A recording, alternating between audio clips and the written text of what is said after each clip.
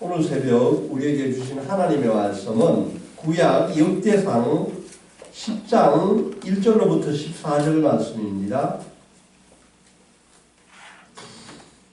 구약 626페이지 역대상 10장 1절로 14절 말씀입니다. 다 찾으셨으면 한 절씩 읽으시겠습니다.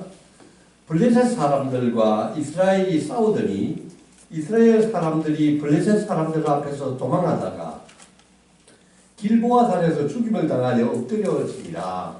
블레셋 사람들이 사울과 그 아들들을 죽여가여 블레셋 사람들이 사울의 아들 요나단과 아비아단과 말기수아를 죽이고 사울을 맹렬히 치며 활 쏘는 자가 사울에게 따라 미침에 사울이 그 쏘는 자로 말미암아 심히 다급하여 사울이 자기의 무기를 가진 자에게 이르되 너는 칼을 빼어 그것으로 나를 찔라 할례받지 못한 자들이 나와서 나를 욕되게 할까 두려워하노라. 그러나 그의 무기를 가진 자가 심히 두려워하여 행하기를 원하지 아니하며 사울이 자기 칼을 뽑아서 그에 엎드러지니 무기 가진 자가 사울이 죽는 것을 보고 자기도 칼에 엎드려 져 죽으리라. 이와 같이 사울과 그의 세 아들과 그의 집안이 함께 죽으니라. 골짜기에 있는 모든 이스라엘 사람이 그들의 도망한 것과 사울과 그의 아들들이 다 죽은 것을 보고 그 성읍들을 버리고 도망하며 블레셋 사람들이 와서 거기에 거주하니라. 이튿날 블레셋 사람들이 와서 죽임을 당한 자의 옷을 벗기다가 사울과 그의 아들들이 길보아 산에 엎드려졌음을 보고 고 사울의 옷을 벗기고 그의 머리와 갑옷을 가져다가 사람을 블레셋 땅 사방에 보내 모든 이방 신전과 그 백성에게 소식을 전하고 사울의 갑옷을 그들의 신전에 두고 그의 머리를 다그의 신전에 단지라. 길라디압에서 모든 사람이 블레셋 사람들이 사울에게 행한 모든 일을 듣고 용사들이 다 일어나서 사울의 시체와 그의 아들들의 시체를 거두어 야베스로 가져다가 그곳 상수리 나무 아래에 그의 해골을 장사하고 7일간 금식하였더라. 사울이 죽은 것은 여호와께 범죄하였기 때문이라. 그가 여호와의 말씀을 지키지 아니하고 또 신집한 자에게 가르치기를 청하고 여호와께서 보지 아니하였으므로 여호와께서 그를 죽이시고 그 나라를 이스라엘 아들 다윗에게 넘겨주셨더라. 아멘. 이것은 하나님의 말씀입니다. 아멘. 오늘 새벽에도 하나님이 주시는 기쁨과 평강이 성도님들에게 넘치시기를 기도합니다. 아멘. 오늘의 설교 제목은 사울 가문의 몰락입니다. 사울 가문의 몰락입니다. 인생에는 3대 불행이 있다고 합니다. 그 첫 번째는 소년 출세입니다. 어린 나이에 너무 일찍 크게 성공하고 출세를 하면은 인생이 잘 될 것 같은데 그 인생이 불행해진다는 것입니다. 왜 그렇습니까?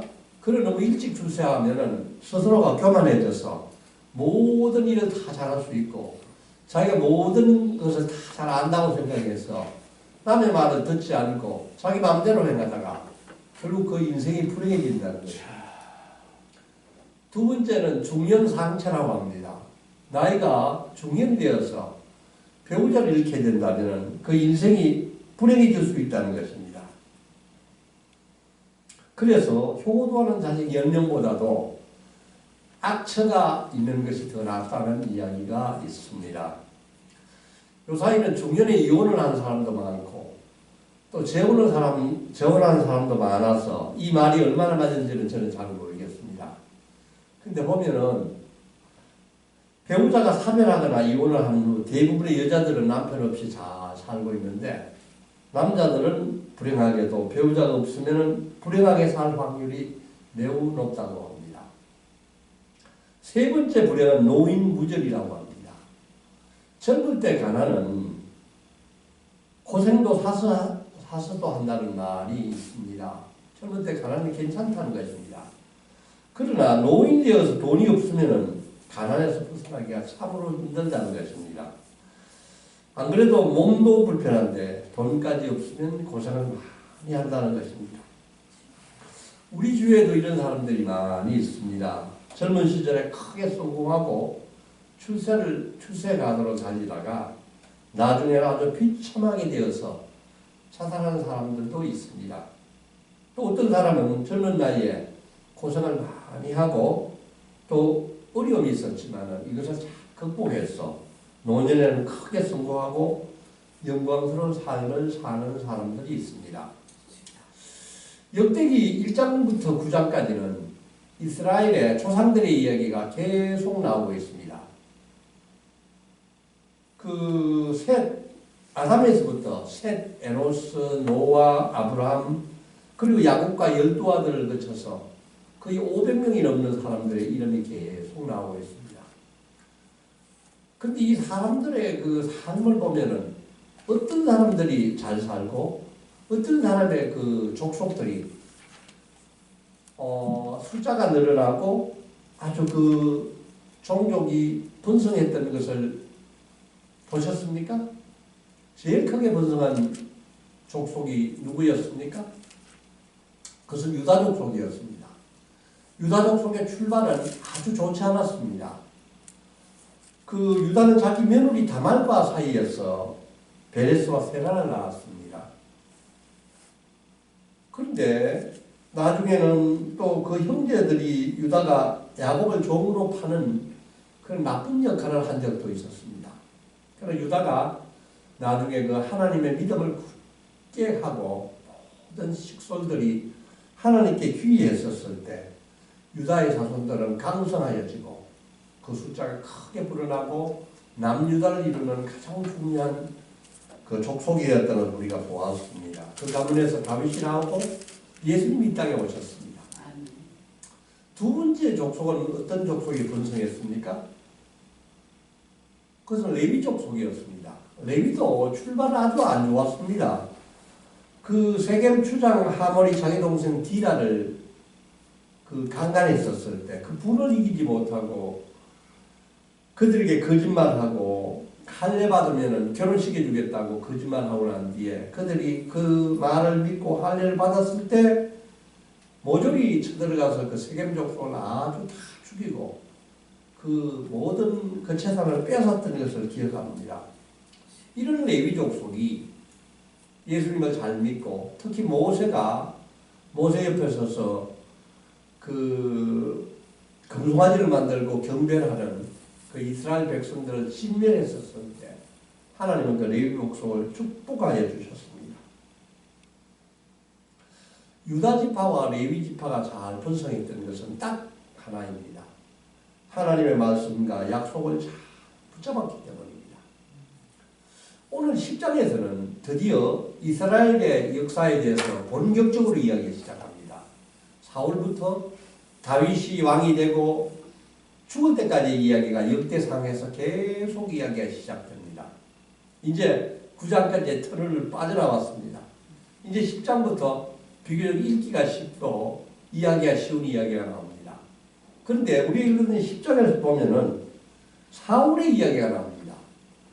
근데 사울 왕의 이야기가 딱 한 장에 걸쳐서 사울 왕의 이야기가 끝이 납니다. 우리가 기억하는 사무엘서에 나오는 그 사울의 이야기는 사무엘상 9장부터 31장까지 무려 23장에 걸쳐서 사울의 이야기가 아주 자세하게 나오고 있습니다. 사울이 등장하기 전에 먼저 한나에게부터 사무엘이 태어나고 사무엘이 사울을 찾아서 기름을 붓고 그가 왕이 되고 그 다음째 아말렉을 물려치고 온 이야기가 다 나오는 게 아주 길게 나오고 있습니다. 근데 역대기에는 사울의 이야기가 딱 한 장뿐입니다. 왜 그렇습니까? 역대기는 사울의 일생에 대해서 별로 관심이 없습니다. 딴 일 하나에 관심이 있다는 것은 사울이 얼마나 하나님을 따라서 신앙적으로 살았느냐 이거에만 관심이 있을 뿐입니다. 그가 언제 기름을 부어받았고 언제 왕이 되었고 언제 아말렉을 물려쳤던 이야기는 전혀 없습니다. 역대기의 출발은 사울의 죽음을 이야기하고 있습니다.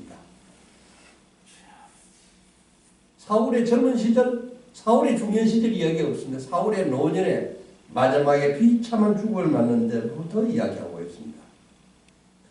역대기의 관심은 그가 왜 소년 때 하나님의 부름을 받고 왕이 되었는데도 불구하고 왜 그의 인생이 실패했는지에 대해서 이야기를 하고 있습니다.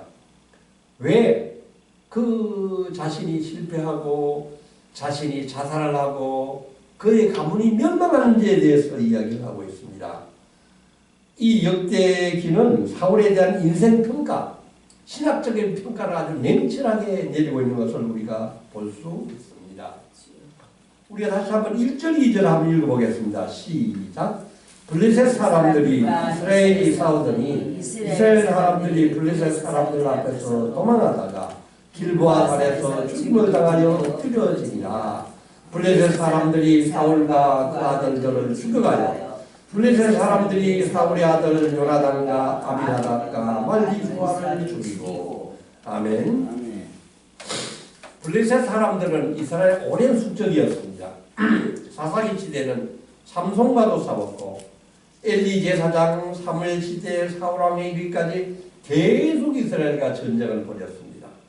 오늘 이 길보아 전투는 사울과의 싸움에서 마지막 이스라엘이 패하고 사울 왕이 죽는 그 장면을 이야기하고 있습니다. 이 싸움에서 이스라엘은 완전히 전쟁에서 지고 사울의 아들 요나단, 아비나답, 말기수아가 몽땅 다 죽는 이야기가 시작되고 있습니다. 이때 크게 부상을 입은 사울은 이미 전쟁의 승패가 끝이 났다는 것을 알았습니다. 이제 자기는 곧 블레셋 군대에서 붙잡혀서 그 비참한 죽음을 당하게 될 것이라는 것을 감지한 사울은 차라리 그들에 붙잡혀서 조롱거리가 되기보다는 자기 손으로 스스로 죽으려고 결심을 합니다. 바로 옆에 있던 자기 부관에게 자기를 죽여달라고 이야기하고 있습니다. 이 얼마나 비참한 이야기입니까?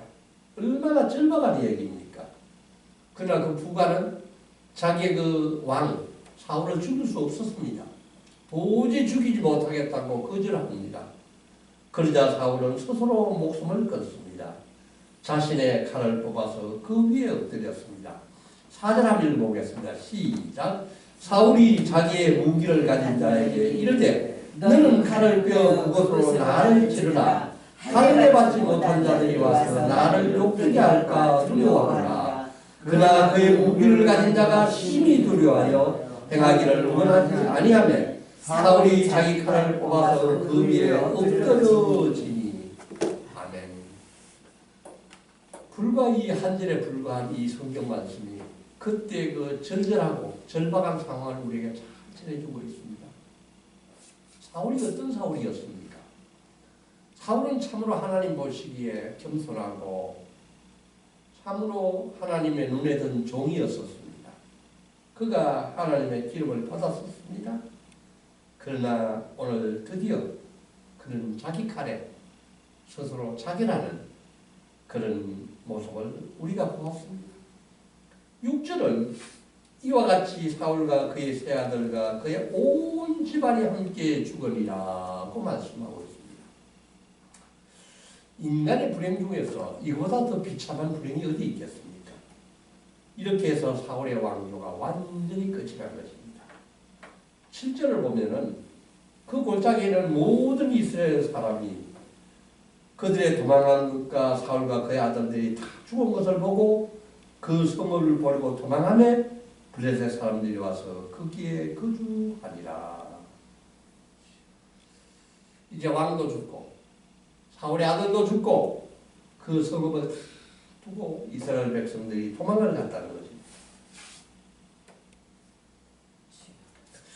사울은 우리가 되돌아보면은 사울이 이렇게 죽을 수 있는 인물이 아니었었습니다. 그는 참으로 겸손하고 신중한 사람이었었습니다. 그가 하나님을 경외하고 있었을 때는, 그가 선지자를 만났을 때는 성령에 충만했었습니다.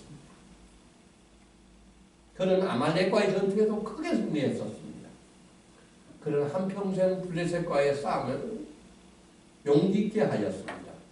그러나 어느 때부터 그는 하나님의 말씀대로 하지 않고 자기 마음대로 행하기 시작했습니다. 사무엘 선지자는 그에게 제사보다 순종이 낫다고 말했습니다. 사무엘상 15장 22절에 23절 말씀을 보면 사무엘이 이르되 여호와께서 번제와 다른 제사를 그의 목소리를 청중하는 것을 좋아하심같이 좋아하시겠나이까. 순종이 제사보다 낫고 듣는 것이 순양의 기름보다 나으리라. 아멘. 아멘. 우리는 이 말씀을 잘 오늘 숨기기를 원합니다. 아멘. 제사보다 순종이 낫다는 것입니다. 순양의 기름을 바치는 것보다 하나님의 말씀을 듣는 것이 낫다는 것입니다. 아멘. 그는 어느새 하나님의 곁을 떠나자 아무리 하나님께 구해도 하나님의 말씀이 귀에 들리지 않았습니다. 이렇게 해야 좋을지 저렇게 해야 될지 아무리 구해도 하나님의 말씀이 듣지 않았습니다. 그는 답답하지도 못해서 무당을 찾아가서 말씀을 구했습니다. 하나님은 마침내 사울을 버리셨습니다. 사울은 혼연 출세를 한 사람이었습니다. 그러나 그는 점점 교만해져서 하나님의 말씀을 따르지 않음으로 말미암아 버림을 받게 되었습니다. 그 자신만 버림을 받은 것이 아니라 그의 가족이 버림을 받았고 그의 가문이 버림을 받았고 이스라엘 백성들이 죽게 된 것입니다. 이제 8절에서 12절은 그 사울의 장래에 대한 이야기가 나오고 있습니다. 우선 8절에서 9절 말씀을 우리 읽기를 원합니다. 시작. 이튿날에 블레셋 사람들이 와서 죽임을 당한 자의 옷을 벗기다가 사울과 그의 아들들이 길보아 산에 엎드렸음을 보고 곧 사울의 옷을 벗기고 그의 머리와 갑옷을 가져다가 사람을 블레셋 땅 사방에 보내 모든 이방 신장과 그 백성에게 소식을 전하고. 아멘. 이제 전쟁은 끝났으니까 블레셋 군인들이 전쟁이 끝나고 나면은 그 죽은 시체 가운데서 좋은 물건이 없을까 싶어가지고 시체들을 뒤지다가 거기에 사울 왕과 그의 아들들이 죽었다는 것을 발견했다는 것입니다.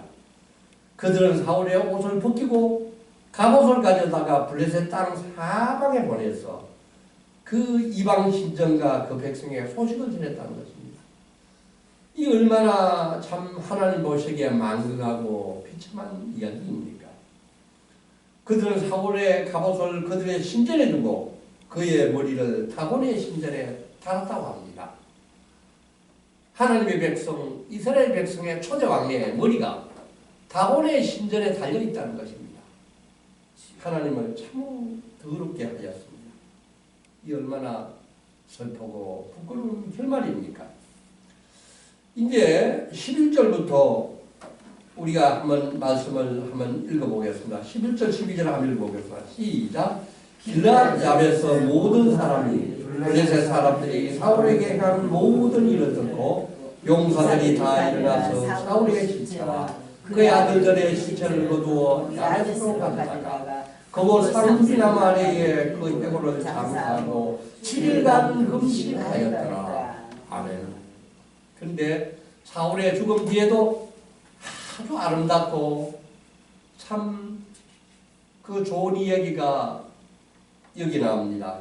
길르앗 야베스 사람들이 블레셋 사람들이 행한 것을 듣고 용사들이 일어나서 사울의 시체를 거두었다는 것입니다. 저는 이 말씀을 들으면 우리는 그에게 말씀을 읽지만은 길르앗 야베스 사람들은 목숨을 걸었습니다. 만일에 사울의 시체와 그 아들들의 시체를 가지려고 갔다가 블레셋 사람들의 군대에 발각이 되면 그들은 죽을 수도 있는 그런 위험천만의 일을 하고 있는 것입니다. 그는 그 시체를 거두어 야베스 자기 동네로 가져다가 그 상수리 나무 아래 해골을 장사하고 7일간 금식하였다는 것입니다. 이 길랏 야베스 사람들은 어떤 사람들입니까? 그들은 사울이 처음 왕이 되었을 때 길랏 야베스 사람들이 암몬 왕의 그 포로가 되어서 아주 압제를 받을 그런 위험이 있었을 때 사울 왕이 그들을 구해 주었습니다. 이 길로아 잡에서 사람들은 사울 왕이 자신들에게 베풀어준 은혜를 잊지 않았습니다. 그 은혜를 그대로 갚았었습니다. 아멘. 사울과 그 아들들의 뼈를 야베스에 있는 상수리 나무 아래에 묻어주었다는 것입니다. 사랑하는 성도 여러분, 오늘 우리도 길로아 잡에서 사람들의 이 마음과 태도를 배우기를 원합니다. 우리도 지금까지 살아오면서 많은 사람들에게 은혜를 베풀었을 것입니다. 또한 많은 사람들의부터 은혜를 많이 받았었을 것입니다. 그러나 제가 오늘 아침에 우리 성도님들에게 권하고 싶은 얘기는 내가 받았던 은혜는 다 잊으시기를 바랍니다. 내가 베풀었던 은혜는 다 잊으시기를 바랍니다. 아멘. 혹시 내가 베풀었던 은혜를 나한테 갚아주지 않는다.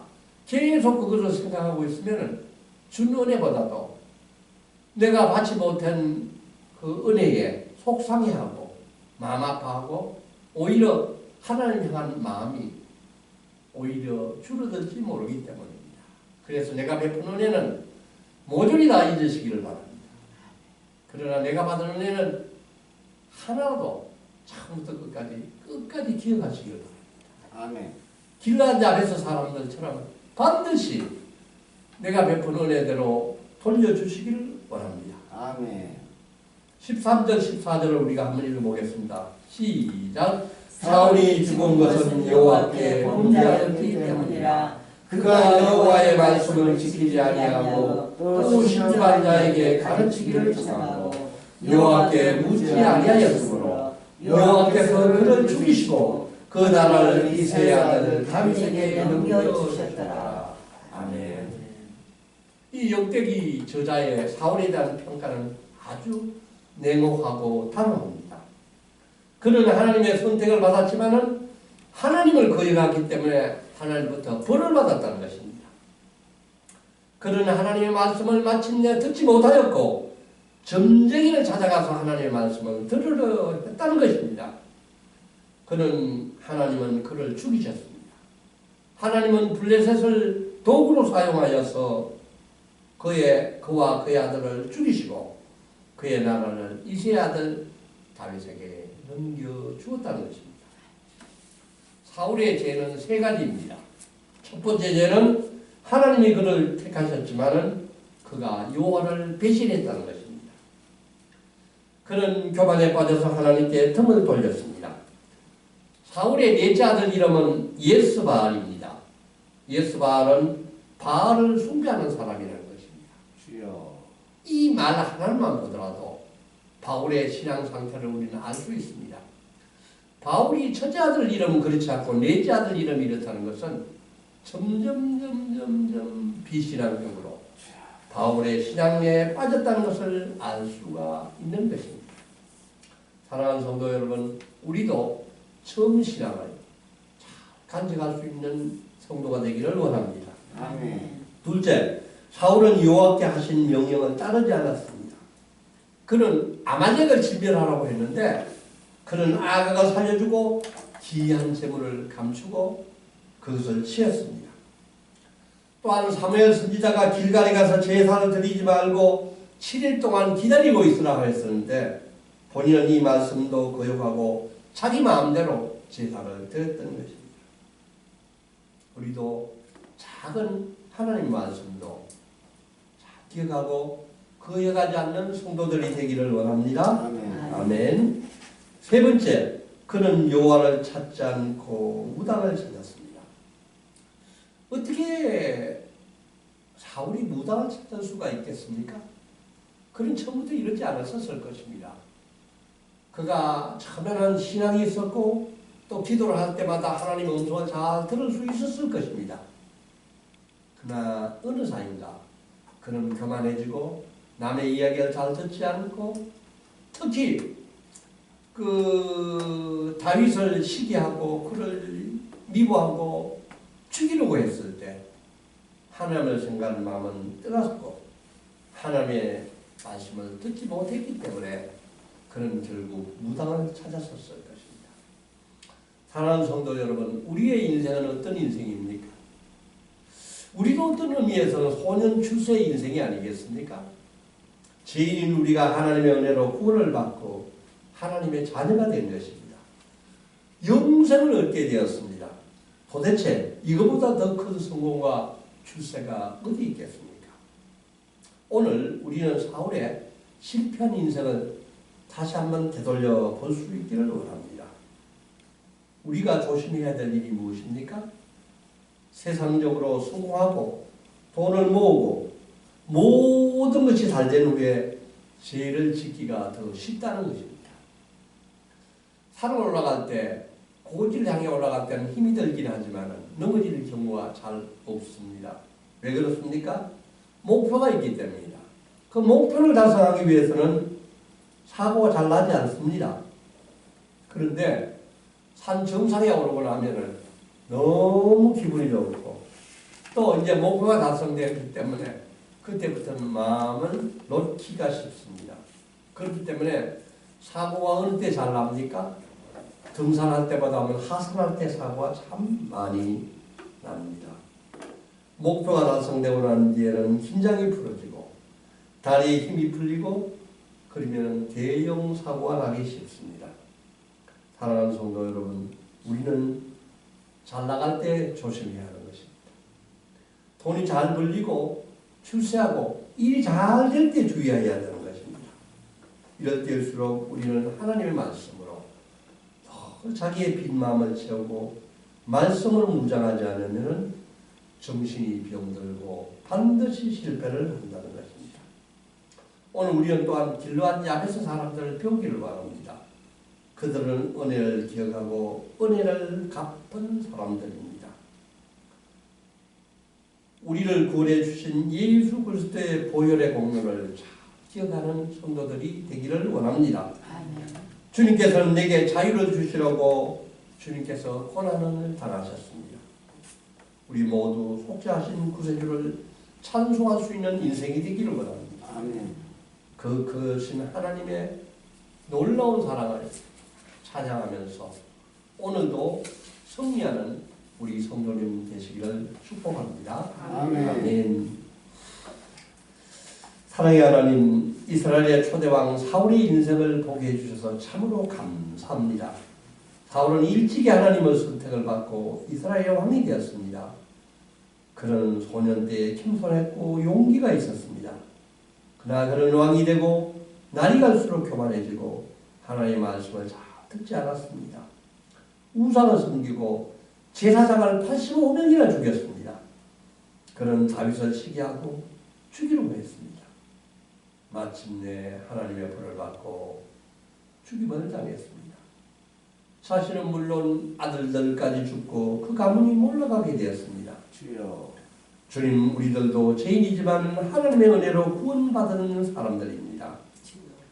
주님, 하나님의 놀라운 구원의 은혜를 잊지 않게 하여 주시옵소서. 아멘.